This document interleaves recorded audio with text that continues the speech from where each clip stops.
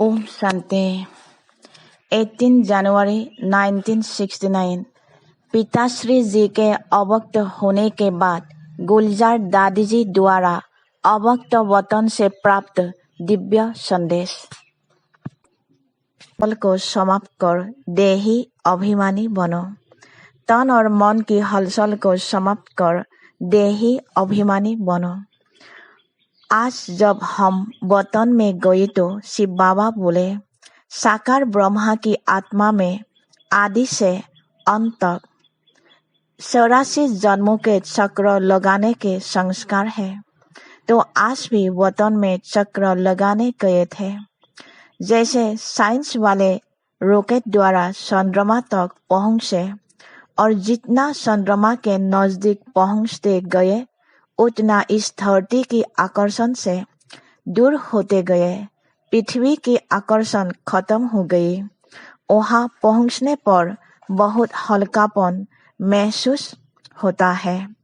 जैसे तुम बच्चे जब सूक्ष्म वतन में आते हो तो स्थूल आकर्षण खत्म हो जाती है, तो वहां भी धरती की आकर्षण नहीं रहती है। यह है ध्यान द्वारा और वह है साइंस द्वारा। और भी एक अंतर बाप दादा सुना रहे थे कि वह लोग जब रॉकेट में चलते हैं तो लौटने का कनेक्शन नीचे वालों से होता है, लेकिन यहाँ तो जब चाहे जैसे चाहे अपने हाथ में है। इसके बाद बाबा ने एक दृश्य दिखाया। लाइट की बहुत ऊंची पहाड़ी थी। उस पहाड़ी के नीचे शक्ति सेना और पांडव दल था। ऊपर में बाप दादा खड़े थे। इसके बाद बहुत भीड़ हो गई।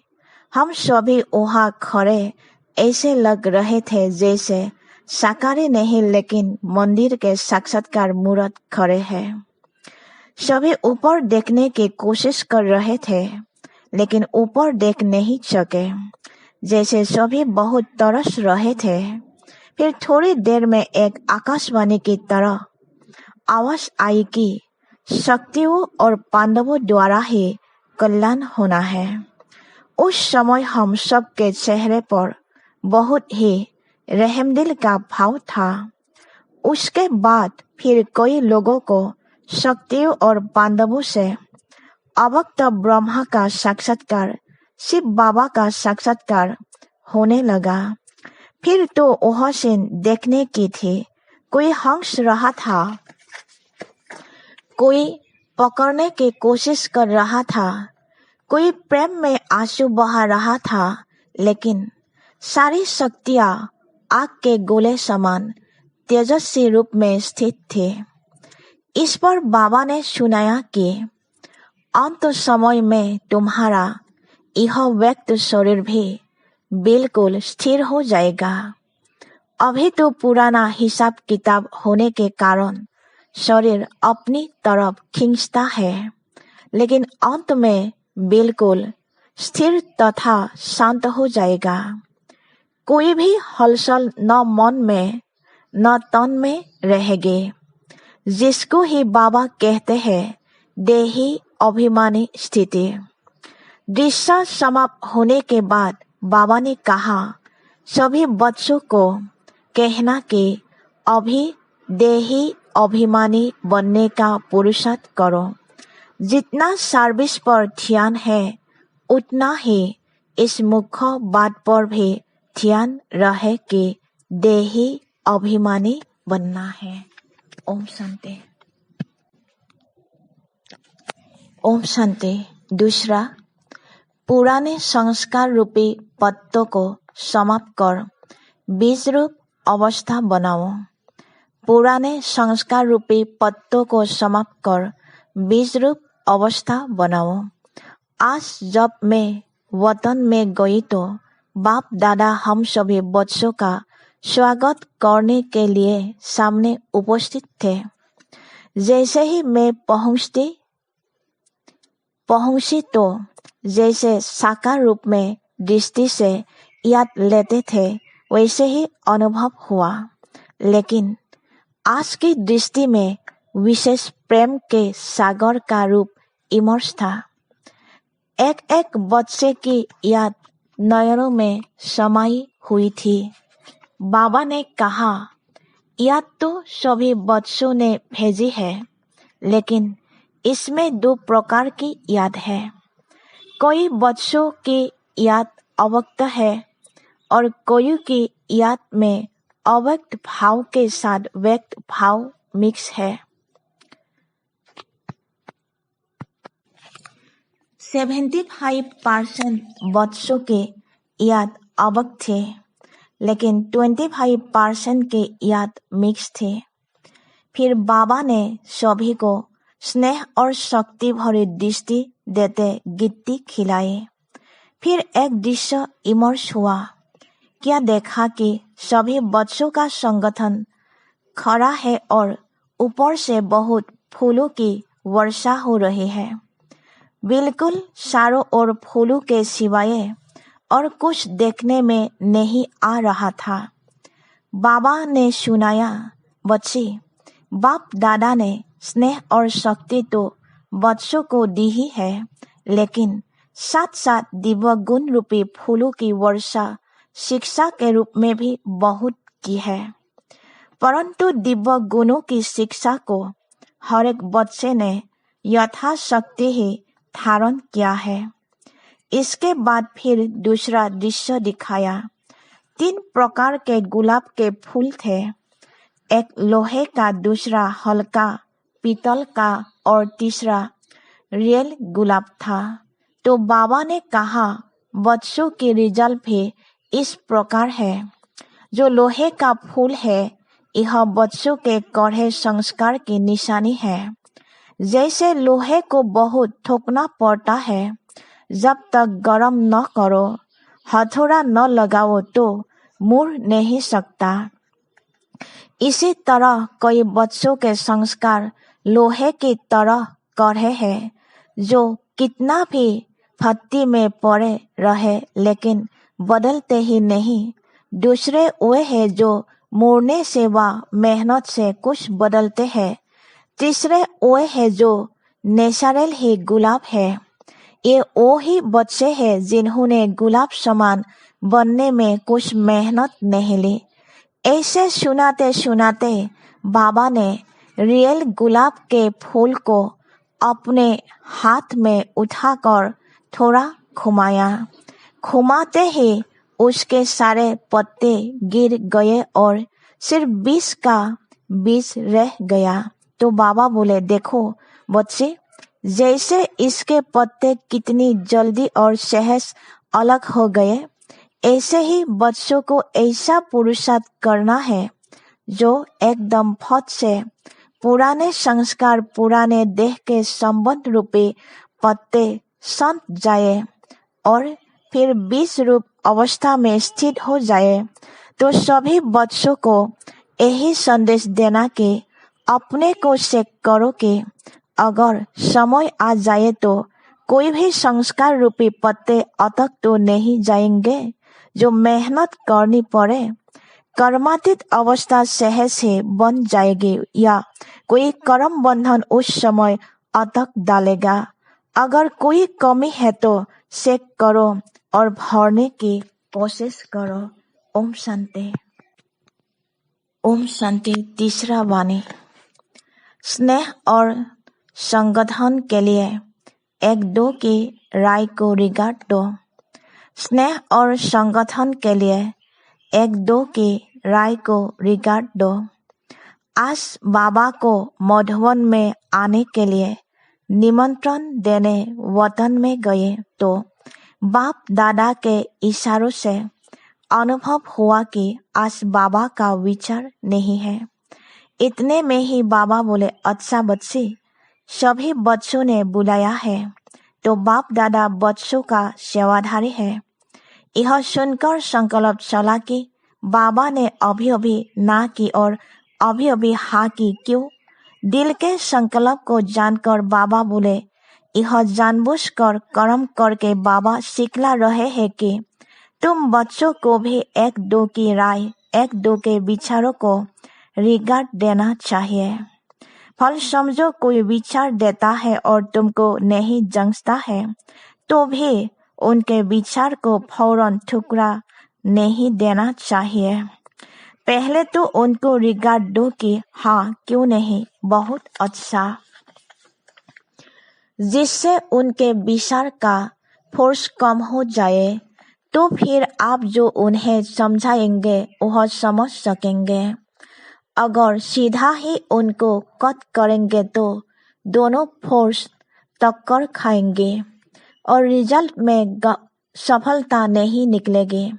इसलिए एक दो के विचार अर्थात राय को पहले रिगार्ड देना आवश्यक है। इससे ही आपस में स्नेह और संगठन चलता रहेगा। ओम शांति।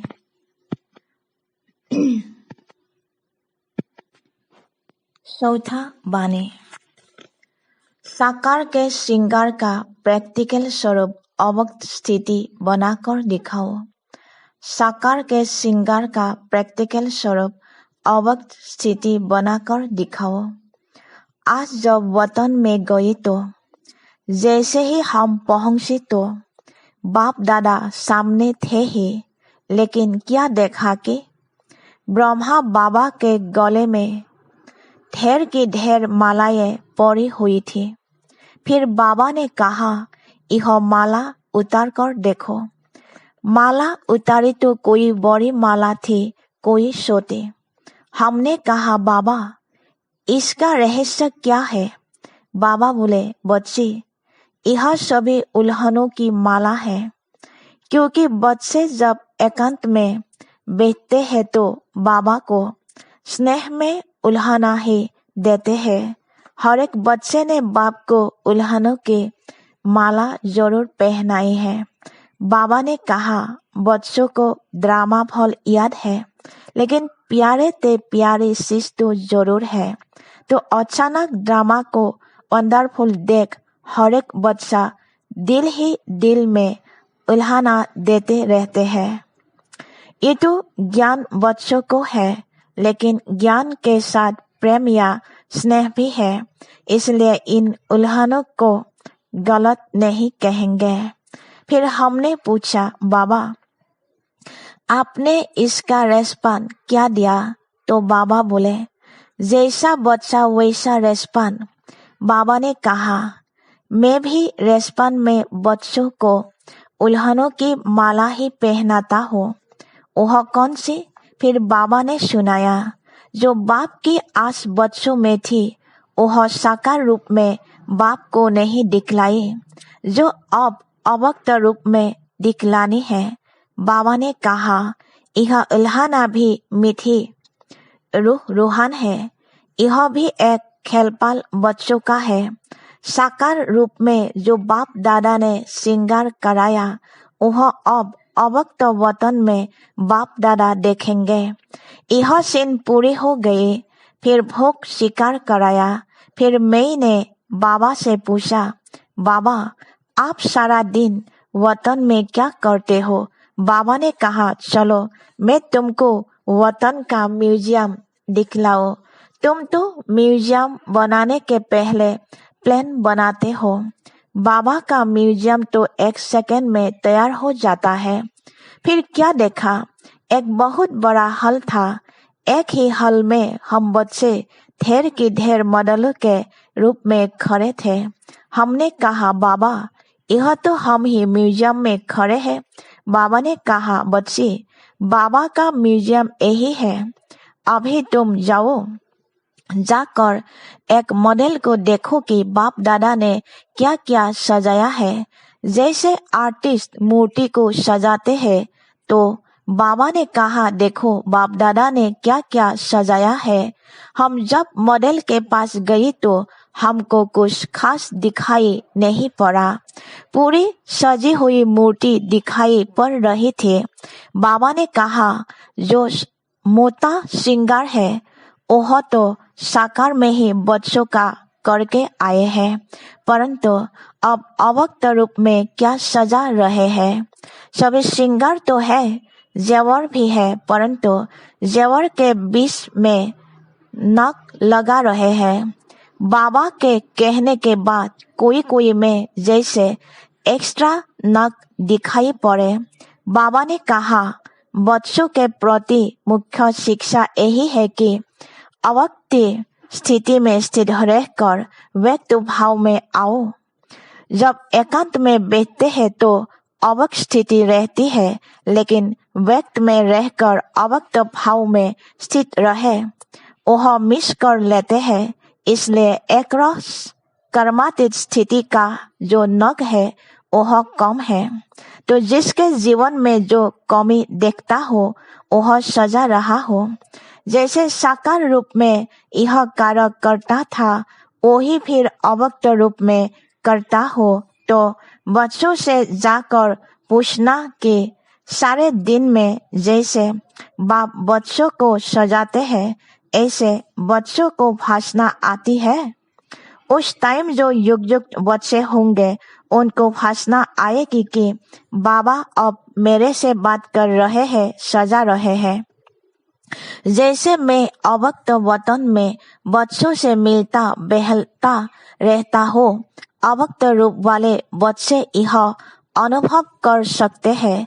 मैं भी खास समय पर खास बच्चों को याद करता हूँ। ऐसे तासिंग बच्चों को होते ही होंगे। मैंने कहा, बाबा आप सभी को अव्यक्त वतन में क्यों नहीं बुला लेते? यहाँ ही बड़ा सेंटर खोल दो। अभी तो सभी बच्चे उपराम हो गए हैं। बाबा ने कहा, यह उपराम अवस्था होनी ही चाहिए, हमेशा तैयार रहना चाहिए। यह भी याद की यात्रा को बल मिलता है। यह उपराम अवस्था सहज याद का तरीका है। अब बच्चों को कहना ज्यादा समय नहीं है, बाबा कभी भी किसको बुला लेंगे। ओम शांति। ओम शांति। पांचवा वाणी। साकार में रहते भी लाइट माइट रूप बनने के लिए अंतर्मुखी रहो। साकार में रहते भी लाइट माइट रूप बनने के लिए अंतर्मुखी रहो। आज जब वतन में गई तो जाते ही अनुभव हो रहा था जैसे कि लाइट के बादलों से क्रॉस करके वतन में जा रही हो। बादलों की लाइट ऐसे लग रही थी जैसे सूर्यास्त होते समय लाली देखने में आती है। जैसे ही वतन में पहुंची तो वहां भी ऐसे ही देखा कि लाइट के बादलों के बीच बाप दादा का मुखड़ा सूरज चंद्रमा समान चमकता हुआ देखने में आ रहा था। सीन तो बड़े सुंदर दिखाई दे रहे थे, लेकिन आज का वायुमंडल बिल्कुल शांत था। बाप दादा के साथ मुलाकात में भी शांति और शक्ति की भाषा आ रही थी। फिर तो मुस्कुराते हुए बाबा बोले, भल तुम बच्चे साकार शरीर में साकार सृष्टि में हो, फिर भी साकार में रहते ऐसे ही लाइट माइट रूप होकर रहना है। जो कोई भी देखे तो महसूस करे कि यह कोई फरिश्ते घूम रहे हैं, लेकिन वह अवस्था तब होगी जब एकांत में बैठ अंतर्मुख अवस्था में रह अपनी चेकिंग करेंगे। ऐसी अवस्था से ही आत्माओं को आप बच्चों से साक्षात्कार होगा।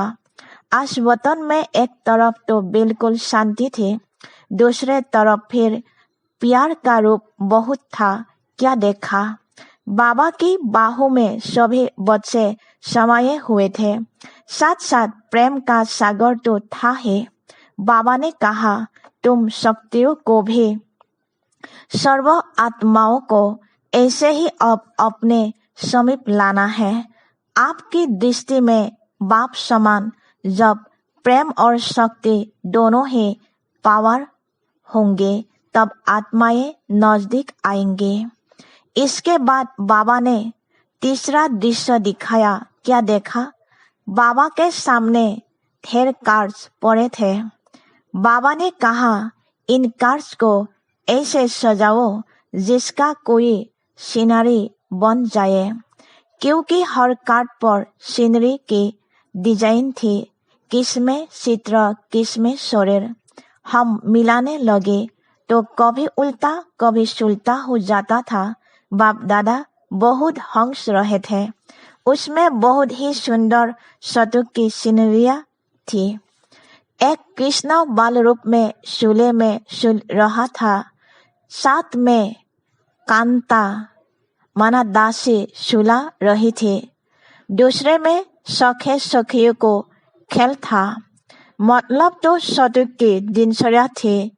फिर बाबा ने विदाई देते समय कहा, बच्ची, सबको संदेश देना कि शक्ति स्वरूप भव और प्रेम स्वरूप भव। ओम शांति।